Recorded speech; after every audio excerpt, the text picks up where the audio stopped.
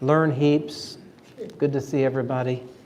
So we are in 2 Samuel 16, if you want to turn in your Bibles this morning. 2 Samuel chapter 16. As we are looking at the first 3 kings of Israel, we looked at Saul, and now we're on our 15th week of looking at King David. So,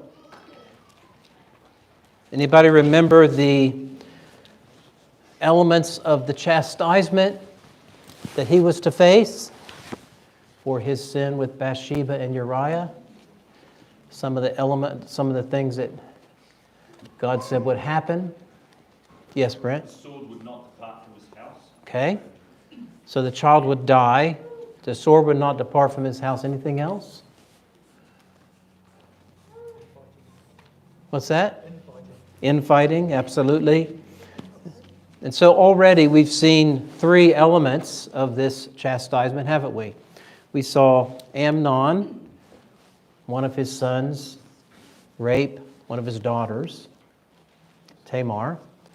And then Absalom, one of his other sons, killed Amnon for what he did. And then after being restored with Joab's help, the general, David allowed him back home, and what did he do but then steal the hearts of the people of Israel? And tried to, or is attempting now to take over the kingdom from his father. Have a bit of a coup. And that's where we find ourselves here in 2 Samuel chapter 16. David has already had to flee with his family and those loyal to him for his life, literally. And that brings us to 16 verses 15 to 23, where Absalom now enters into Jerusalem as the new king, if you will. So 15 to 23, Mr. Scott, if you would. And Absalom and all the people, the men of Israel, came to Jerusalem. Ahithophel with him. And it came to pass when Hushai, the Archite, David's friend, was come unto Absalom, that Hushai said unto Absalom, God save the king, God save the king. And Absalom said to Hushai, Is this thy kindness to thy friend? Why wentest thou not with thy friend? And Hushai said unto Absalom, Nay, but whom the Lord and this people and all the men of Israel chose, his will I be, and with him will I abide. And again, whom should I serve? Should I not serve in the presence of his son, as I have served in thy father's presence? So will I be in thy presence. Then said Absalom to Ahithophel, Give counsel among you that we shall do. And Ahithophel said unto Absalom, Go unto thy father's concubines, which he hath left to keep the house, and all Israel shall hear that thou art a pawn of thy father. Then shall the hands of all that are with thee be strong. So they spread Absalom a tent upon the top of the house, and Absalom went in unto his father's concubines in the sight of all Israel. And the counsel of Ahithophel said, which he counseled in those days, was if a man had inquired at the oracle of God. So was all the counsel of Ahithophel, both with David and with Absalom. Well, thank you. So if you remember last week, Hushai, who at one point was one of David's counselors, the kings often would have counselors, David asked him, remember, to return and to essentially be a spy for David, to hear what was given, to try to undo Ahithophel's counsel when he could, and then report back to him when he was able. So that's Hushai. Ahithophel is now Absalom's counselor. He's defected to the other side, if you will. And his first counsel is for Absalom to go in unto David's concubines, making a statement, if you will. Now, we don't know how many wives and concubines David has at this point. We only know that he had 7 wives when he entered Jerusalem, and it says after he entered Jerusalem, he took more wives and concubines, so we don't know the total number, probably at least 20. which is sad. But we know that that was obviously one of David's weaknesses after what happened with Bathsheba. And so this was making a statement that Absalom is now the king, and it was a way of, if you will, insulting David, his father. So very sad. And now we're going to see in chapter 17 the battle between Hushai's counsel and Ahithophel's counsel, and see what that results in. But first, let's pray. So, Lord, give us wisdom as we continue studying the life of David. Lord, may we continue to learn from his life, from his responses to trials and attacks. Lord, just from the way that he honored you the best he could in all things that happened in his life. And Lord, I pray that you'd guide us in your truth. Bless each teacher throughout the buildings as they teach your word to the young people. And meet with us now in Christ's name, amen. All right, so here in chapter 17, Ahithophel, which is Absalom's main counselor, and now Hushai, who Absalom thinks is his other counselor, but he's actually still faithful to David, offer different counsels. And we'll see what happens. So Howard, that's your turn, verses 1 to 15 of chapter 17. Moreover, Ahithophel said unto Absalom, Let me now choose out 12,000 men, and I will arise and pursue after David this night. And I will come upon him which he is weary and weak-handed, and will make him afraid, and all the people that are with him shall flee. And I will smite the king only, and I will bring back all the people unto thee. The men whom thou seekest is as if all returns, so all the people shall be in peace. And the saying pleased Absalom and all the elders of Israel. Then said Absalom, Call now Hushai and Archite also, and let us hear likewise what he saith. And when Hushai was come to Absalom, Absalom spake unto him, saying, Ahithophel hath spoken after this manner. Shall we do after his saying? If not, speak thou. And Hushai said unto Absalom, The counsel that Ahithophel hath given is not good at this time. For said Hushai, Thou knowest thy father and his men, that they be mighty men, and they be chafed in their minds as a bear robbed of her whelps in the field. And thy father is a man of war, and will not lodge with the people. Behold, he has hid now in some pit, or in some other place. And it shall come to pass, when some of them be overthrown at the first, that whosoever heareth it will say, There was a slaughter among the people that follow Absalom. And he also that is valiant, whose heart is as the heart of a lion, shall utterly melt. For all Israel knoweth that thy father is a mighty man, and they which be with him are valiant men.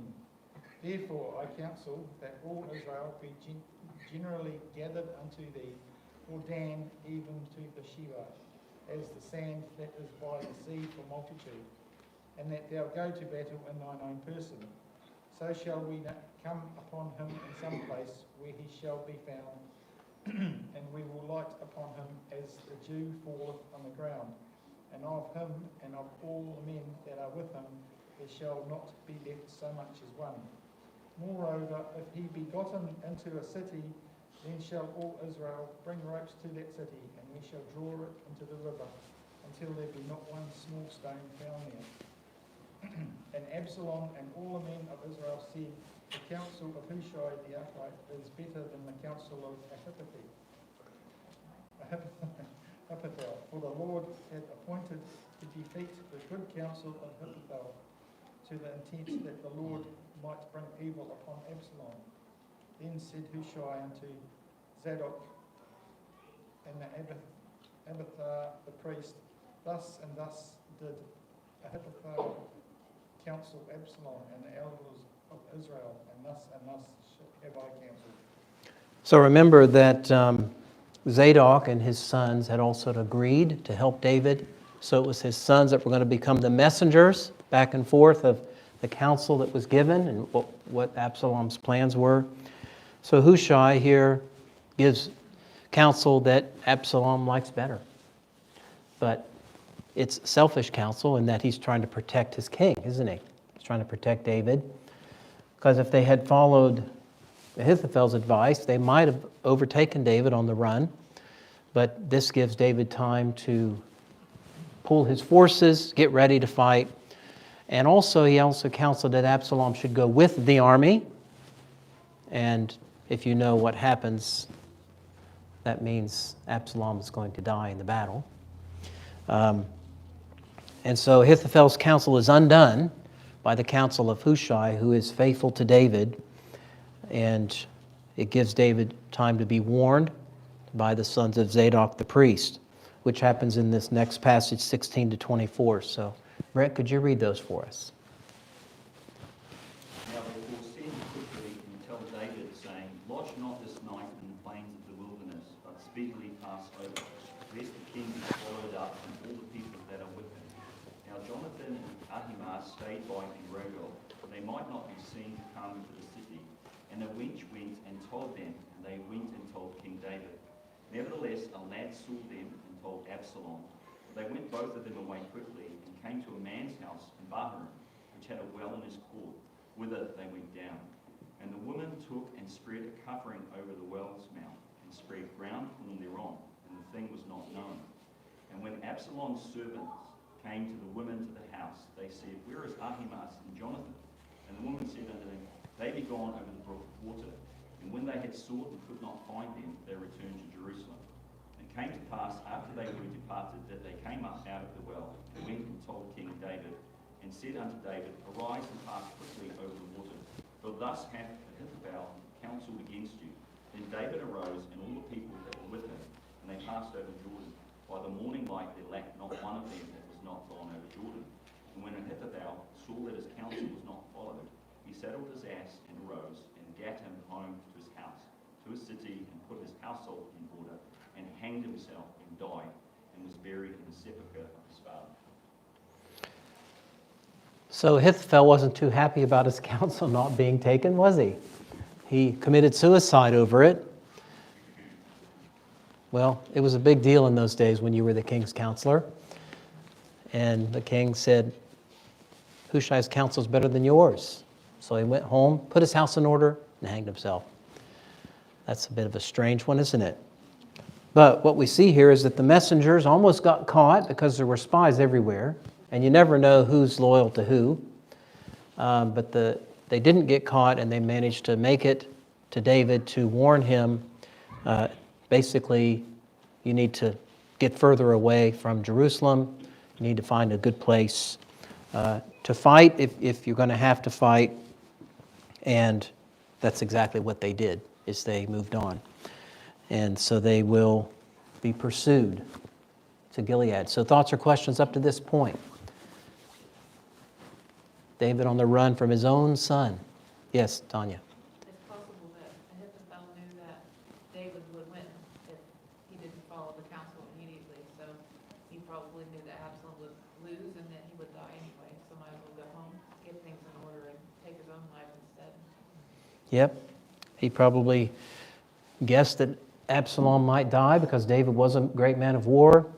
He had some amazing soldiers with him, loyal to him. And there was no guarantee that Absalom was going to win whatever battle ensued. And that's, of course, what happens, isn't it?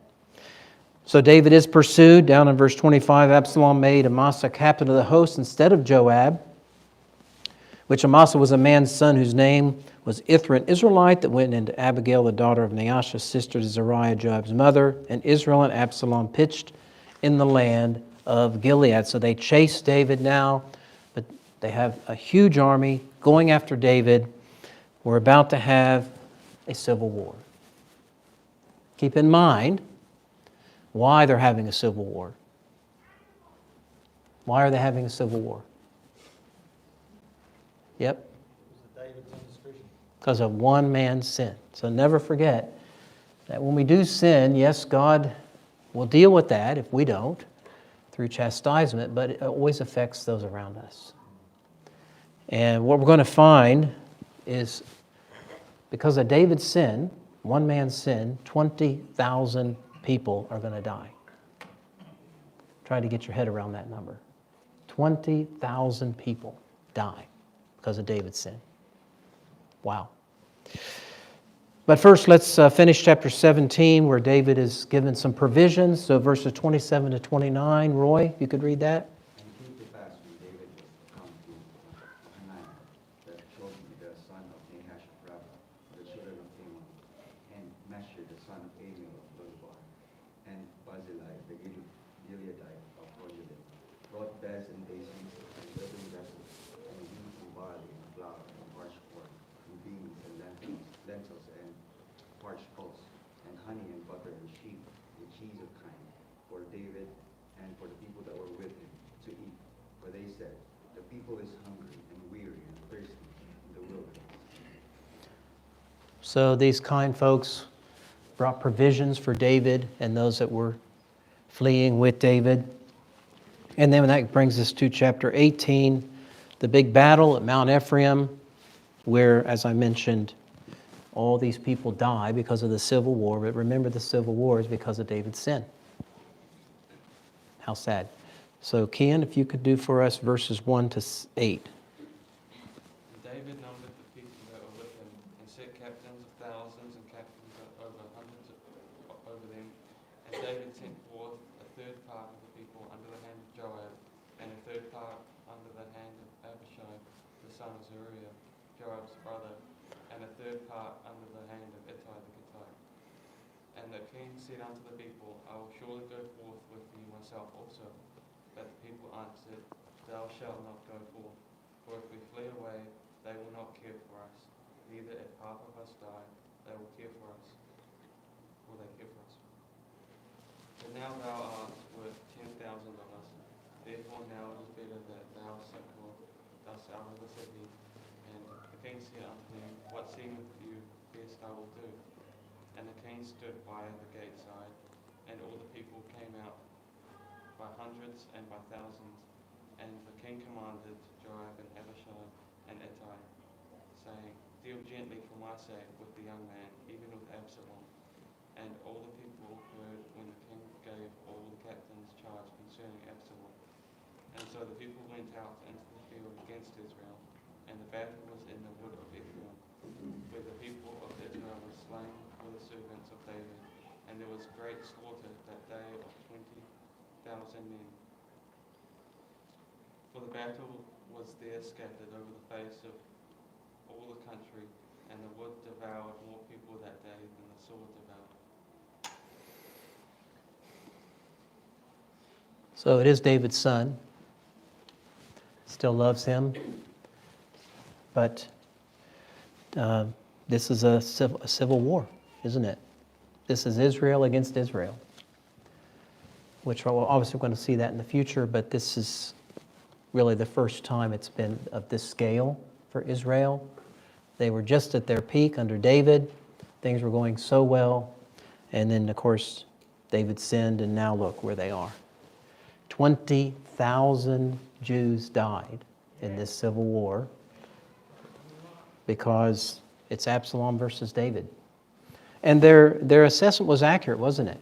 David said, I'll go fight with you. I'm a fighter. I'm a warrior as well. I mean, he's 70 years old, but he's still strong. But they were right. You're worth 10,000 of us. They want you. They don't want us. They want you.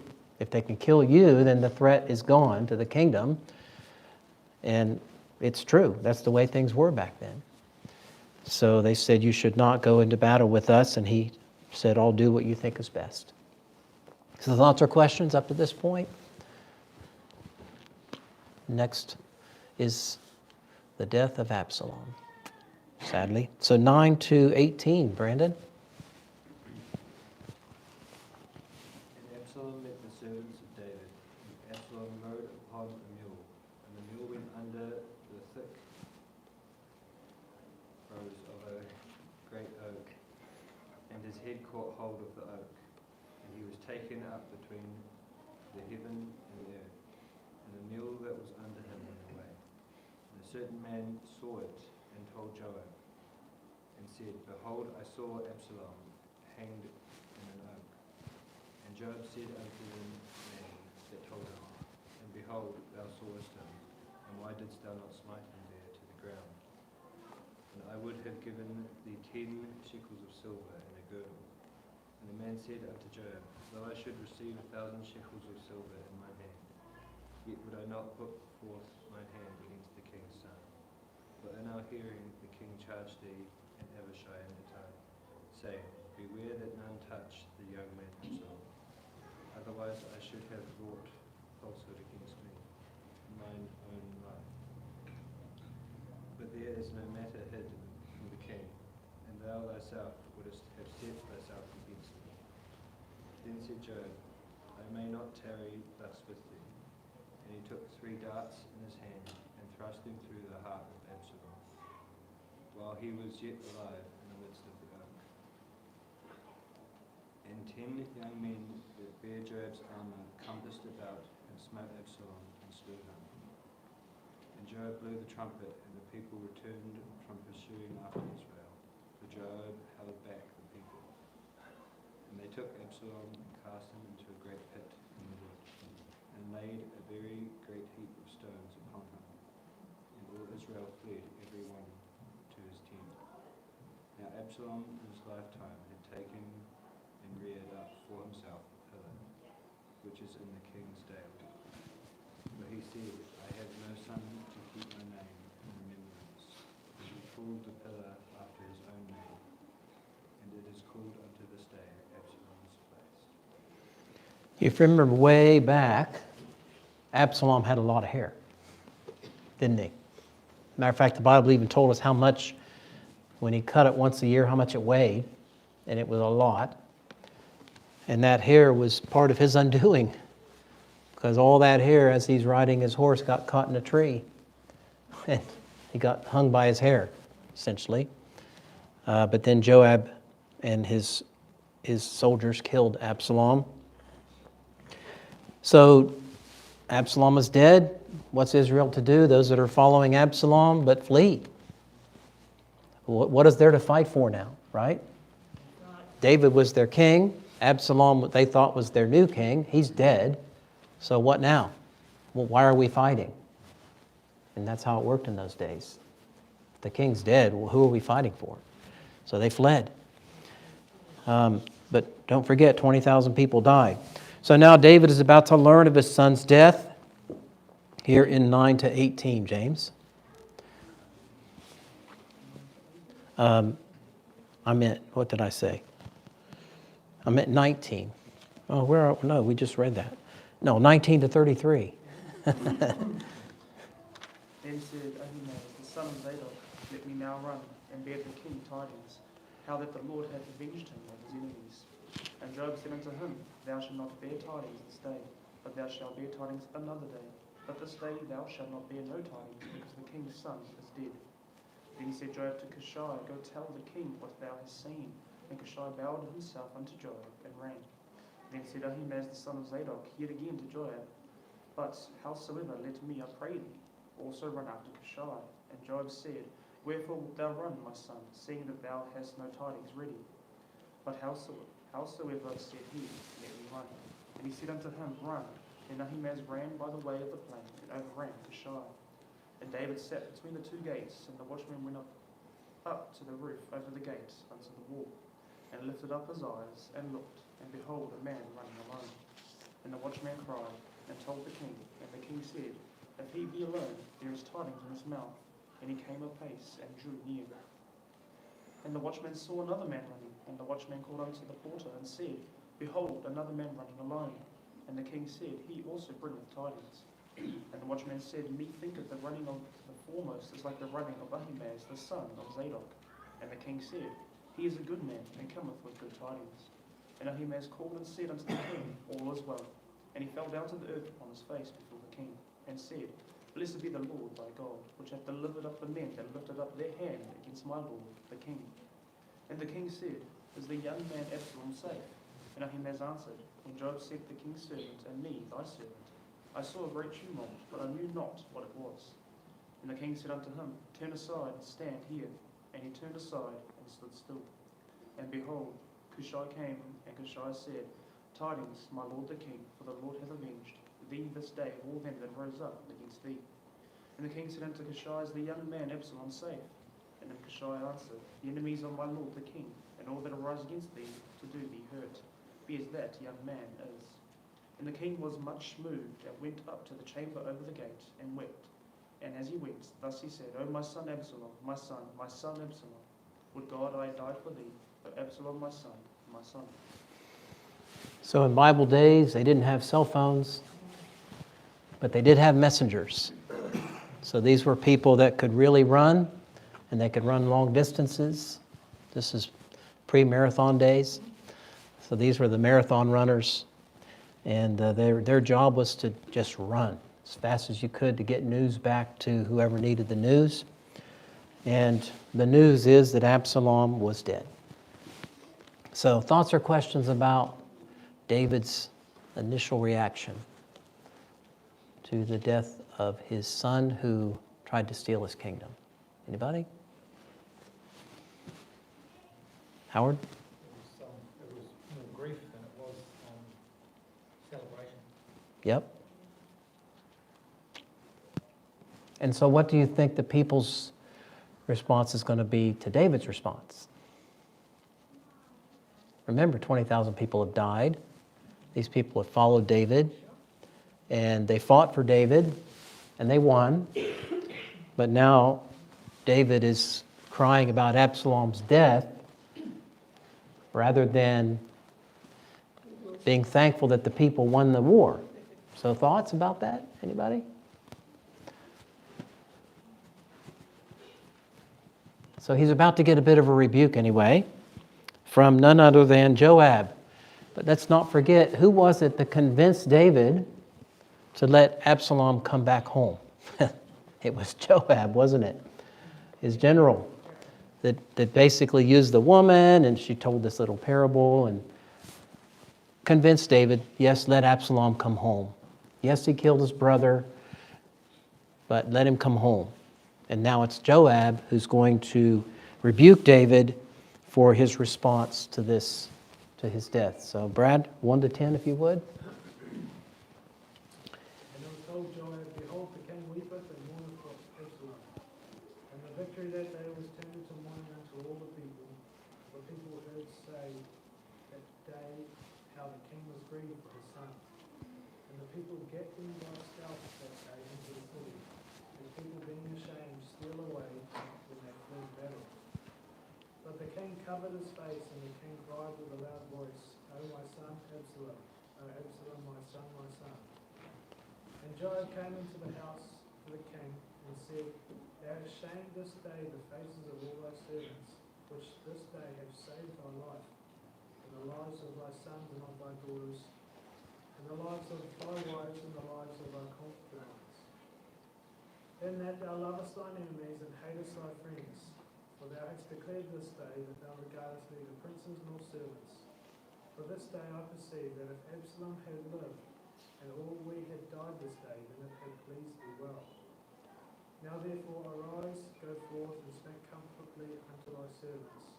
For I swear by the Lord, if thou go not forth, there will not tarry one with thee this night.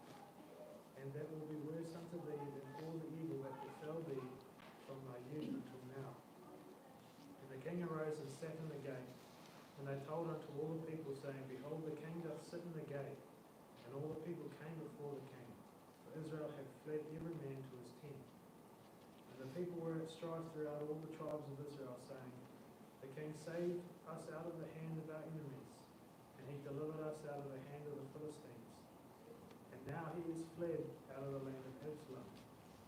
And Absalom, whom we anointed over us, is dead in battle. Now therefore, why speak ye not a word of bringing the king back? So what about Joab's advice?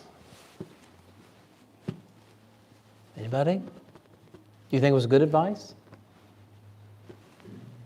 I do. I think that, yeah, he was right.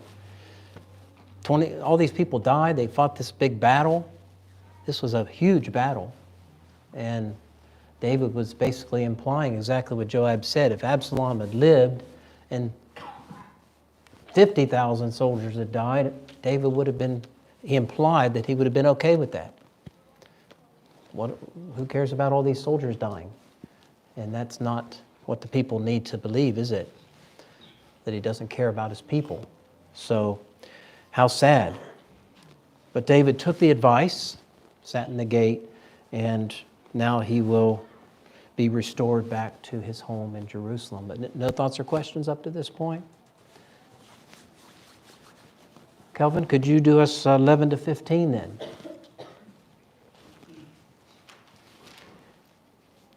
King David went to Zadok to Abiathar the priest, saying, Speak unto the elders of Judah, saying, Why are ye the last to bring the king back to his house? Seeing the speech of all Israel is come to the king, even to his house. Ye are my brethren, ye are my bone and my flesh. Wherefore then are ye the last to bring back the king? Then say ye to Amasa, Art thou not of my bone and of my flesh? God do so to me, and more also. If thou be not captain of the host for me continually in the room of Joab, and he bowed the heart of all the men of Judah, even as the heart of one man, so that they sent this word unto the king, Return thou and all thy servants. So the king returned and came to Jordan, and Judah came to Gilgal to go to meet the king, and got the king over Jordan.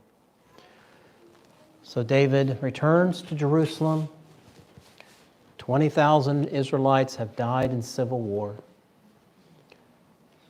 Let's not forget that, which is now the fourth part of his, the fifth part of his chastisement. First was the child dying, then Amnon raping Tamar, then Absalom killing Amnon, then Absalom stealing the hearts of Israel. And now 20,000 Israelites dying in civil war. So he's back in Jerusalem. What a journey, huh? So thoughts or questions? Keeps going back to David's decision to stay home rather than go fight with his army, and then to steal Bathsheba from her husband and then have her husband murdered. Thoughts or questions, anybody? Maybe about the consequences of sin and the impact on those around us? Anyone? Did you guys all sleep in this morning? It's quiet. But what do we see? All these people died because of David's sin. Let's never forget that. Remember in the Old Testament was a man named Achan. And one man, remember, stole some gold and garments and hid it, right, when they went into Jericho. There was only one rule, basically, when they went into Jericho, and that was what? Don't take the spoil.